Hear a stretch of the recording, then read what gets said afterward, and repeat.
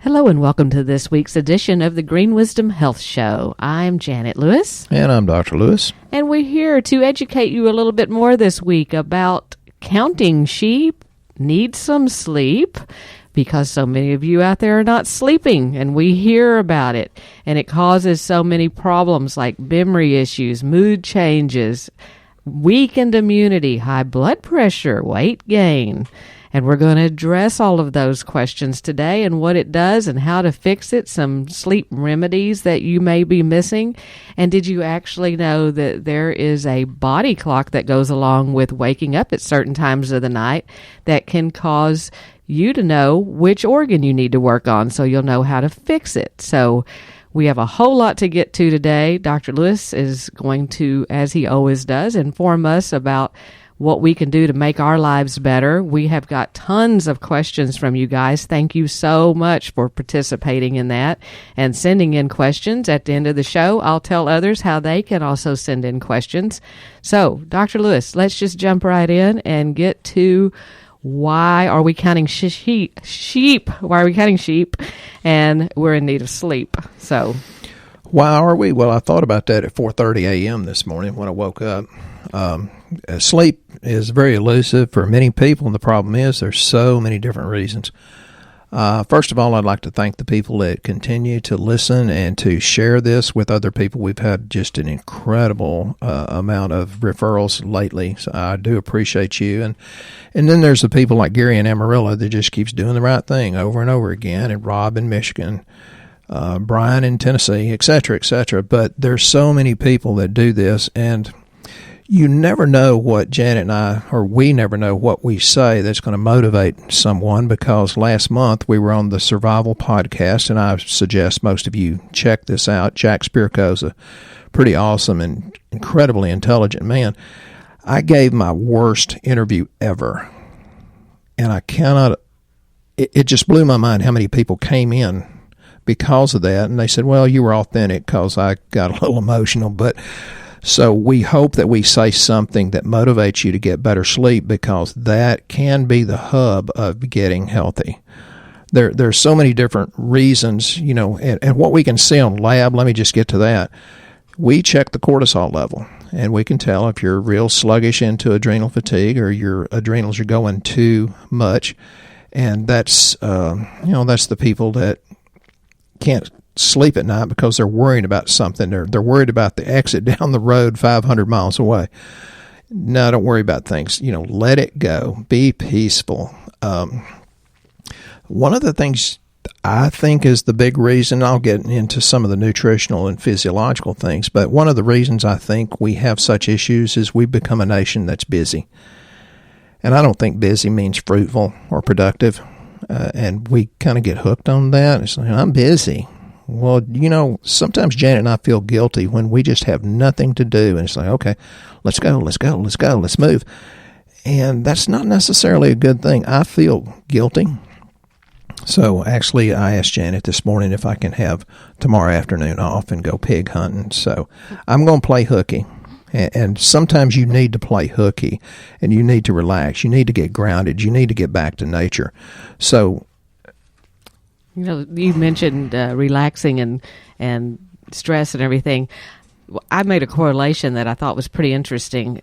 My dentist noticed it a while back, was that I was grinding my teeth or clenching my teeth, and I thought, I don't do that. I've never done that. And I started really trying to pay attention to, am I doing that? And I noticed that when we're off traveling in our RV or we're having downtime, like over a holiday, that I don't clench my teeth, but I come back to work, and even though I love my job and I feel like I'm not stressed, I am obviously thinking about the next day. So at night, I'm laying there in bed clenching my teeth, and it's anxiety because she's a problem solver. Yeah, so I'm trying to solve problems while I'm sleeping, and it causes me to wake up with my mouth hurting from it.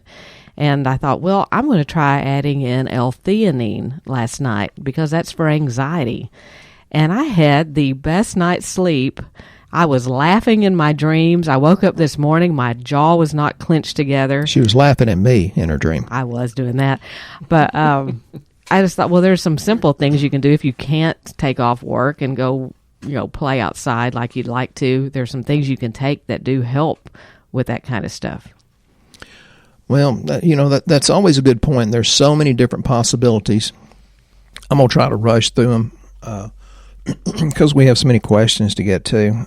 Chronic insomnia is kind of a big deal, and don't just quit real quick and easy, because some people say, well, I tried that, it didn't work. Or I tried melatonin, it didn't work. It's like, or I tried melatonin, I had bad dreams.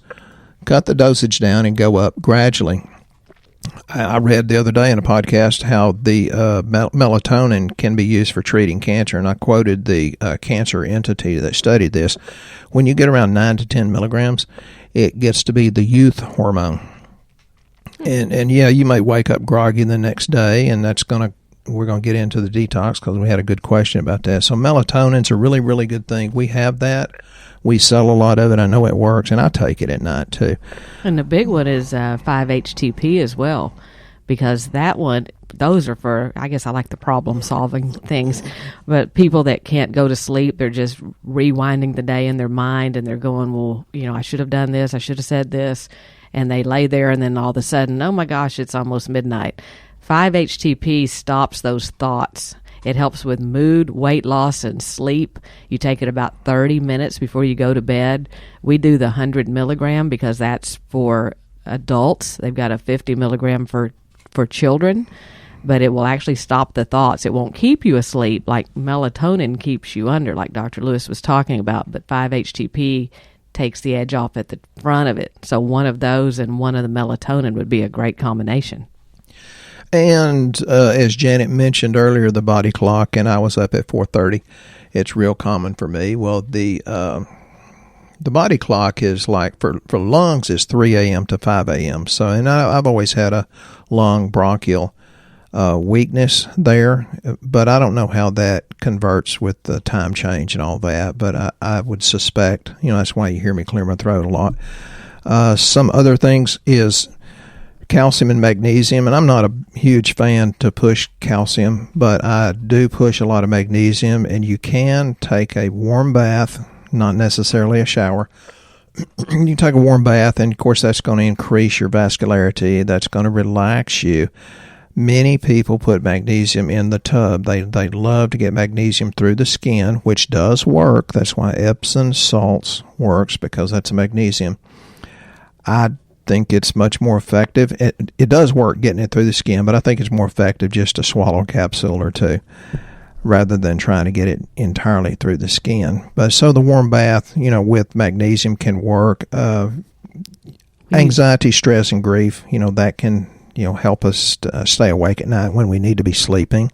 Well, you talked about the Chinese body clock. We probably should take it in order a little bit so that people can maybe break down and decide, hey, May, that's me. If you can't go to sleep and it's 11 o'clock to 1 o'clock, it could be that it's your gallbladder, because from 11 to 1, according to the Chinese body clock, which we don't know what time zone they were in when they wrote it, but the gallbladder is whenever that is dumping and trying to repair. So we have a lot of people say, well, I can't sleep between those hours. Then at 1 o'clock, I'm asleep, but then it's too late. That goes back to we should eat less, and we should eat way, way less heavy meals, and that's really true. I've had my gallbladder, wake me up more than once because I would eat incorrectly. Think ice cream, Sherry. I talked to Sherry down in Elkhart about that yesterday. Yeah, or a big piece of heavy meat or something at night that you just can't break down. And for those of you that say, well, I don't have a gallbladder anymore, that's, I'm still awake during that time, but my gallbladder's missing. Just because it's missing doesn't mean that you're not still trying to digest during that, those hours. So maybe try digestive enzymes with your food. That's 11 to 1. From 1 to 3 is liver.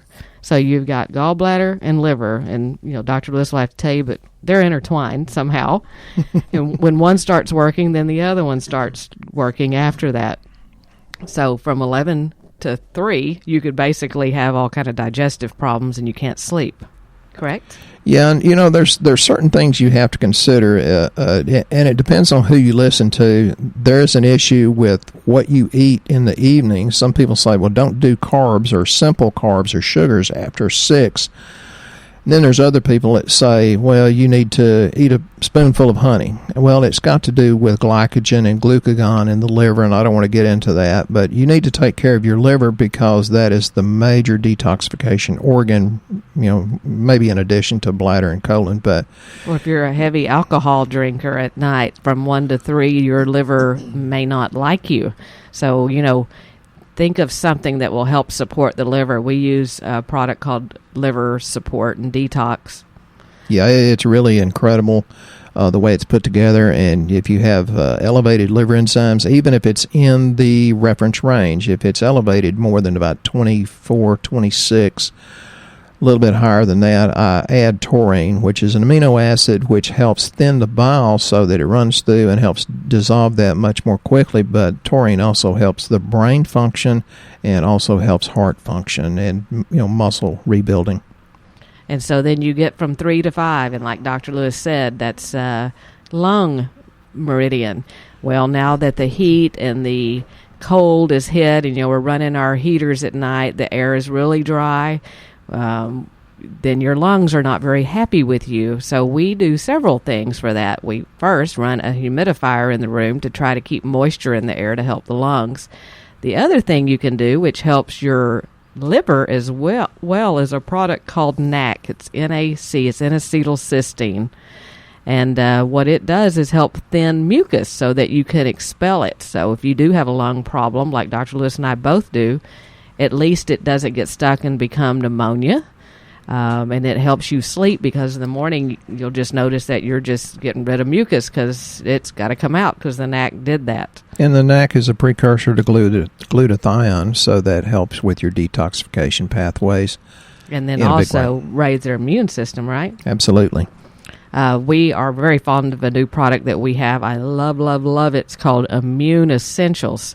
And Dr. Lewis can kind of tell you why it's so good, but, my lungs are very happy on that one. Well, it's a mushroom product. And we had this guy come in yesterday, and he's very, very intelligent. He says, well, I was researching, and there's this thing, and it's got the most well-researched mushroom in it, and he was looking it up. He said, it's lion's tail and all that. Yeah, we got it. He said, well, what about cordyceps? Yeah, we got it. What about shiitake, maitake, reishi? I said, we got it. It's all then in there. And theoretically, you're supposed to be able to take 2 of those a day throughout the season here through the winter months. And supposedly it keeps the flu away. I cannot tell you that it does that. This is our first year to have it. I'm telling you I'm doing it because I don't want the flu.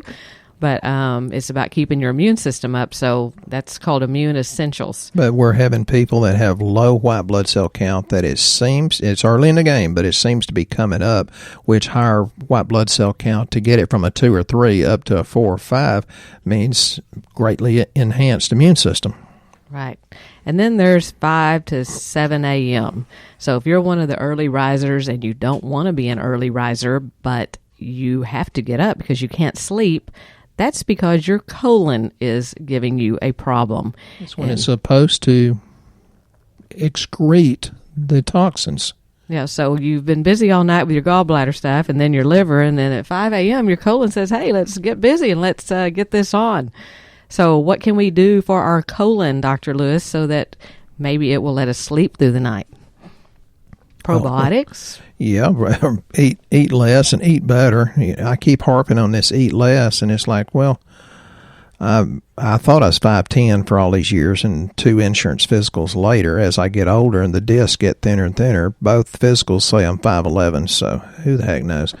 But I'm relatively thin, and I still need to eat less, and I sleep better when I eat less. And if you get enough fiber, okay, the fiber absorbs water and it gives the walls of the intestines something to grip on as it has its peristalsis, and it helps you excrete much more correctly. And when you have a bowel movement, it should be easy to clean up. If it's messy, you're doing something wrong. It should be real quick, real easy, painless, and clean.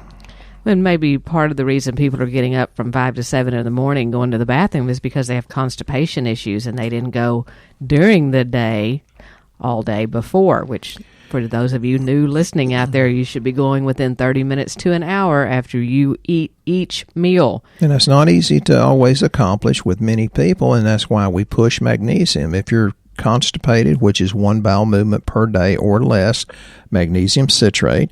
If you're not constipated, do the active mag, which is, chelated. Right, so try to get your bowel movements to move during the day instead of waiting for the 5 to 7 o'clock hour. And so then we want to talk a little bit about what happens whenever you're not sleeping right. Did you know that you'll have trouble the next day with thinking and concentration? And I can tell you for a fact that's true. You just don't get enough rest, and you don't really care what people ask you because you just want to go back to bed, which makes you moody. It makes you emotional and quick-tempered. She gave me the look when she said that. It also makes your memory not be good. What'd you say? It may not be that you have a memory issue. It may be that you're just not sleeping right. And you're probably saying, well, those of you that are new that don't really know what we do, what does that got to do? How do you see any of that on lab? I know that's the question you're asking. We actually can see some of this on lab of why you're not sleeping through high liver enzymes, right, Dr. Lewis? Yeah, high liver enzymes. I just looked at one. It had a high alkaline phosphatase, which is a liver enzyme, but that also has major components, to the gut health as well as potential bone issues. And I bet you that young lady up in, I don't know where she is, Wisconsin, Minnesota, somewhere up there, she's probably having sleep issues. I'm going to call her here in a few minutes. So that would be low vitamin D. That can be good. If the calcium is off, too high, too low, unfortunately, they don't normally test for magnesium. And when you do, you got to do the RBC magnesium to see what's in the cell, not what's in the serum. So you can tell white blood cells and their ratios of where they are versus what's going on in the body if you have that immune system challenge. So there's many ways to check this out. Cortisol levels being too high will cause you not to sleep. That's you people out there that won't go to bed early. You're night owls because you usually have high cortisol, and the ones that have low cortisol are usually the ones that want to sleep way too long, which is also a problem. The low cortisol are usually the ones that had high cortisol and fatigued their adrenal glands. And then we look at DHEA if you choose to get your hormones. And DHEA comes from the adrenal glands also, just a different part than where the cortisol comes from. And it's very important. And I always use the analogy as well. Geez, you're on interstate and your cortisol's so high, you're doing 135 miles an hour. So it's either you're going to blow an engine or crash and burn. Or if your cortisol's low, I tell people, well, you're 35 miles per hour on the interstate and somebody's going to run over your butt because you have fatigued adrenal glands. And blood sugar can also be a cause of it, right? Well, I hated to get into that because now you're getting personal. Yeah, it does. And I notice when I eat ice cream, I'm thinking of you, Sherry. We had this conversation yesterday. I don't sleep really good at all, and I start sweating in the middle of the night, and that's because your blood sugar spikes, and then you feed the yeast, and that's another thing. So many people are so full of yeast, and I'm one of them. And since, well, we're going to get into this during the questions, but yeast is, people say, can you kill it? It's like, hell, I don't know. I never killed it in me. You can make it go off in the corner and quit bugging you, but you got to quit feeding the yeast. So, sorry, Bluebell. That was a bad spider bite is what caused that, though. It's not because he eats incorrectly. Well, I lost my immune system because of what they had to do to save me from the spider bite, plural. But we do want to make sure we answer as many of these questions as we can. And thank you again for writing these in. And if you're wondering how do I ask a question, you can go on Shooting Straight with Dr. Lewis and ask him to be in his Facebook group where everybody writes questions and has really great recipes like Tara that puts things on there for us. And it's a big, fun group. And you can also call in, like one of our questions did. He said, I don't do Facebook, but I have a question. So he called the office. And I'm going to make sure I address that, too. So thank you for that. Mm-hmm. So there's numerous ways to get in touch with us to do that. Maggie had a question about comparing adrenal response and stress relief. And since we're talking about sleeping, those are probably two good ones that might be important for that. Can you tell her the difference? Yeah, and, on the shooting straight, I said, well, it's adrenocalm versus stress response. And she said, whoops, I got the name's wrong.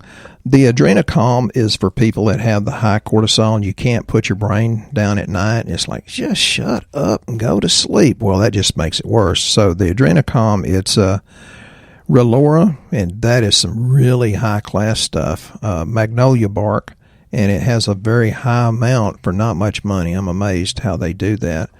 And if you read about magnolia bark, it'll blow you away. The sensoril, which is the really high-class ashwagandha extract. So these are super adaptogenic herbs. Janet read about magnolia bark one time and I said, oh, geez, I got to have that. So she bought it, and it was like, holy cow, expensive, but you read about it, you want to do it. Well, this adrenocalm has a lot of it in there, and it's not, I don't know how they do it for the price. It's not expensive. So that's if you're stressed out and everything gets your goat. It's more for people that have anxiety. And then for people that have blown their immune systems or their adrenal gone into adrenal fatigue, or you just feel super stressed all the time. A stress response can really work for pretty much anybody. But it has that acetyl L-carnitine that I talked about at another podcast. It's got the ashwagandha, blueberry, ginkgo, eleutherio, but it's got something called GPC. That is something that's super, holy geez, really good for brain function, to put the fire out in the brain. It's in our prenatal to help you make a better brain and nervous system for the baby. We have it in different forms. That GPC is absolutely, holy cow, fix your brain. Good stuff. And then it's got the phosphatidylserine, so you can use that either way. I love the stress response. I take it, and it gives me incredible energy, sustained energy all through the day. And Maggie also wants to know, why does eating eggs make her tired? Is that a food allergy? I don't really know. I guess it could be, but sometimes you just eat too much and you don't have the proper digestive enzymes, and so your body's utilizing all of its energy for digestion. So I was going to go try to shoot a pig the other day, and I ate 2 bowls of Janet's chili. And boy, she can make some, oh my God, slap your mama, good Texas chili. And instead of stopping and eating less, I ate 2, and it's like I was so dang tired, Maggie, that I couldn't go pig hunting. So eat less, but take digestive enzymes. Eggs, they don't make me tired, but they're very hard for me to digest also. I usually do a couple of our digestive essentials with them, but I also add in extra betaine and pepsin, and that's hydrochloric acid. So maybe you don't have enough hydrochloric acid to break down the protein from the egg. So you might consider that. And Deborah is wondering what is in the stress response that you sell, which I think you already covered. Right. And how do you guys test for possible hormone imbalances? Well, like for females, we test estradiol, progesterone, testosterone, and DHEA, and that's usually enough to get you going. But instead of 1 or 2 tests for the thyroid, we do 5, which is not always complete, but 5's a lot better than the 1 or 2 that you might get somewhere else. So that's how we test the hormones. And that's good, because you talk about get somewhere else. We had a lady in here yesterday that she had just a part of her thyroid done, and when we ran all of it, and we said, have you ever had been diagnosed with Hashimoto's disease, which is an autoimmune problem? She said, no. They told me my thyroid was fine, and her thyroid was not fine. It was way out of range. And she says, why am I fat? I'm grumpy. I have this. I have that. My hair's falling out. Mm-hmm. Well, we added on a TPO, thyroid peroxidase, and it turns out it's really, really high. And, I'm a chiropractor. I don't make a diagnosis unless it's musculoskeletal. But if your hair is brittle and falling apart, what do you think your musculoskeletal system's doing? So we have to address that. And really, you've gone all those years and nobody ever, said anything about it, and your free T3 is a 2.6. I told her, I said, you're the one that's 35 miles an hour on Interstate 20 and you're going to get your butt run over. She says, I can't even get on I-20. I'm so tired. Yeah. And so that might lead us into our next question from James. He wants to know, how do you know when you need to detox? You know you need to detox every day because our planet is really and truly that polluted. It's a lot worse than what it was in the 70s. Now, we're still here, so I'm sure God has a plan and we can still be healthy and happy. You just have to work a little harder because we have so much junk in our food in America that they don't allow to be grown in Europe, for example. We've been to China, even though it's super polluted, they were way healthier than us, and that was really, really obvious. So you need to do it every day, and to do that, you have to increase your amount of nutrients because you can't get enough out of the food to have enough spare to detox. And, the liver detox, we've got gobs of people taking it, even though they don't have high liver enzymes because they know it speeds it up, or they do carnitine, they do N-acetylcysteine, they do fish oil. And the vital detox is great for that as well. We have one called Vital Detox. It pulls out the heavy metals. Yeah, and people say, but when I go to the bathroom, either direction, they say it smells metallic. I said, well, that's great. It's bonding with it and carrying it out. Yeah, Vital Detox. I forget about that one a lot. Speaking of metals and things, Wilbur, who we love, he's local, he called us, and he wants to know about cooking in coated cooking pans since they've, changed around the coating that they're putting on the cooking pans and putting on different things. I think we used to have Teflon, and now Lord only knows what they're putting on it now to make your eggs not be stuck. How do you feel about that, about cooking in coated cooking pans, Dr. Lewis? It's very, very toxic. I would never do it, and it's estrogen mimicking chemicals, and I love Wilbur because he does what? He does what we tell him to. He's super consistent. Now, he asks questions. They're always very intelligent questions because by him understanding that, then once he gets his answer, he has faith and he just continually does the right thing, and it shows on his lab. I think he's 72 going on 50. Literally, he runs around better than most 50-year-olds.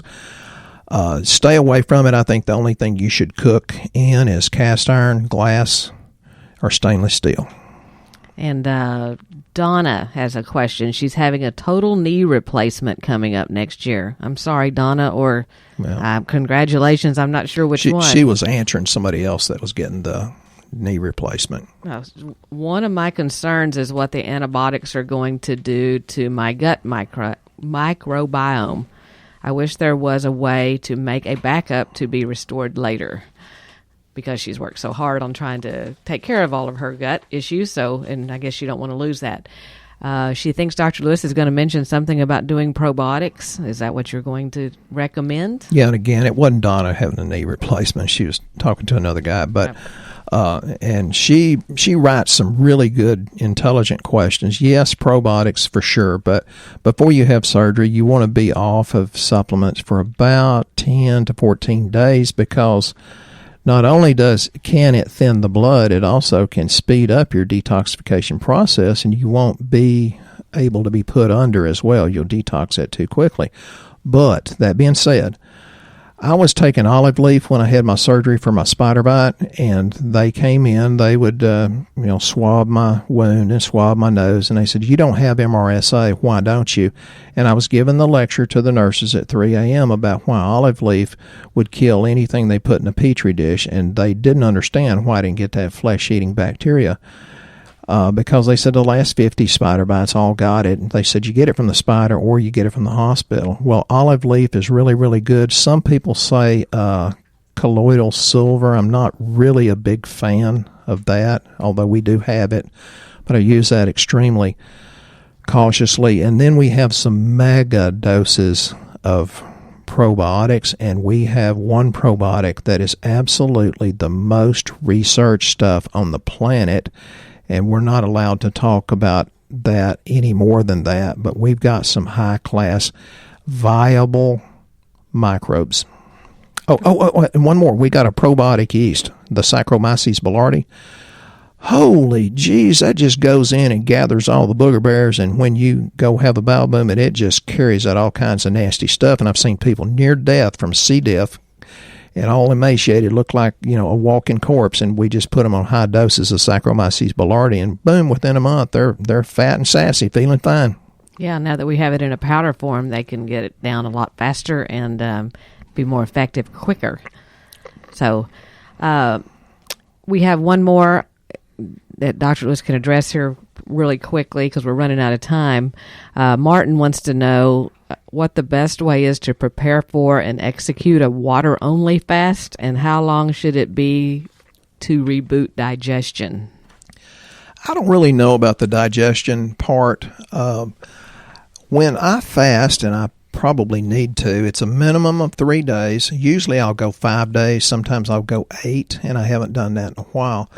But what I'll do, I don't do water only. I do a little bit of vitamin C. I do some bentonite with some fiber, and that will grab onto the toxins. And then I'll do enemas, usually coffee enemas. You want organic coffee so you're not putting the pesticides up in your colon. No cream and sugar on this one. And then if I were to add anything else, I would add SBI, because that is a leaky gut sealer, and probiotics. On the probiotics for leaky gut, you can't go wrong with any of them, but I would do Target GBX. Very good. All right, and there you have it. And one other thing I want to mention about sleep, when you're laying there at night and you're thinking about all the bad things that happen throughout the day, start focusing on something good. It really does help you go to sleep easier. Just focus on how wonderful your pillow feels. Just say it out loud over and over, and suddenly you'll be drifting away. And for those of you that are wondering how to get the lab so inexpensively about all of the panels that we talked about today, you go on our website to greenwisdomhealth.com, fill out the health survey. It will recommend you the lab panels. We do it at cost, no insurance involved, and that's how we're able to run so many and see them in depth so that we're not guessing, and we do it across the country.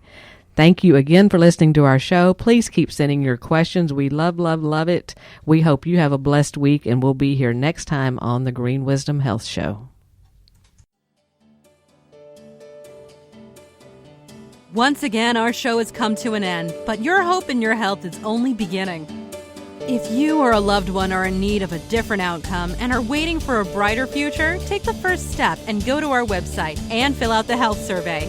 Please don't keep us a secret. If you know someone that could benefit from this podcast, please share this show with your friends and family. You are only one step away from a life worth living.